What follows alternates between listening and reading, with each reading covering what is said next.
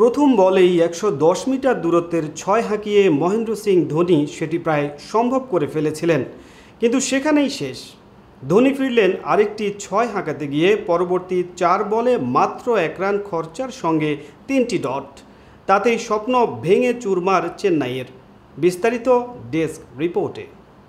বেঙ্গালুরুকে play অফে তুলে দেওয়া সেই বোলার আর কেউ নন, তিনি যশ দয়াল, যিনি গত আইপিএলে রিঙ্কু সিংয়ের হাতে ৫ ছক্কা হজম করে জন্ম দেন ট্র্যাজেডির। ফলে তাকে কত ট্রল সমালোচনাই না সইতে হয়েছে। দয়াল গত আসরে খেলেছিলেন গুজরাট টাইটান্সের হয়ে। রানার্স আপ হয়ে আইপিএলে শেষ করা দলটির বিপক্ষে এক ম্যাচে শেষ ওভারে কলকাতার দরকার ছিল ২৮ রান। দয়াল সেই রান আটকাতে পারেননি।